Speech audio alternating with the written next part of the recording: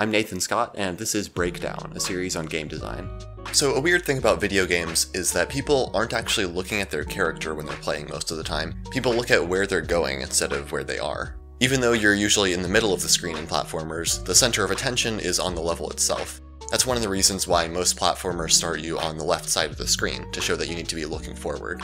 Usually, things in the level around you are constantly changing. Enemies are coming towards you, platforms are changing position, or obstacles are moving around. But the character you control doesn't change very much. The game Shovel Knight has a campaign where you play as a character called Spectre Knight.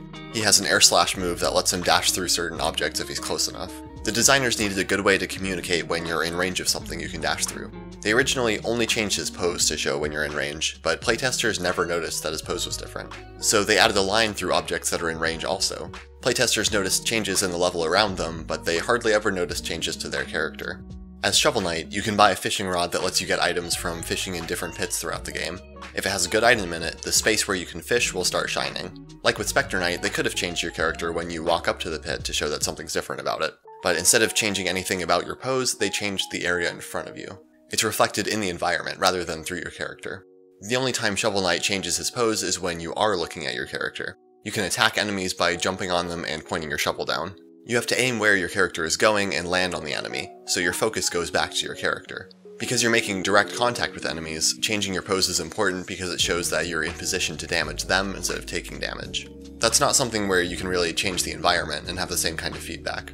Designers change your pose a lot of the time when you're directly interacting with something because your focus shifts from looking around you to what your character is doing. Shovel Knight actually takes advantage of that a couple times to make sure you're paying attention. When you're interacting with something, you stop looking around, even if you noticed something there a second ago. In Shovel Knight, you can dig up piles of dirt to find money that you can spend in shops later. When you're digging, your attention immediately shifts to your character. Sometimes they'll put an enemy near one of those that attacks you while you're digging. Or they'll have a chandelier that falls on you if you go straight for the dig pile without being careful. It encourages you to pay attention all the time, not just when you're walking around. It keeps you on your toes, but it's still fair because those enemies are on screen before you start digging. Shovel Knight takes advantage of when people are looking at their character and when they're not. Instead of trying to make them look at their character when they normally wouldn't, you can design levels around where the player's attention is.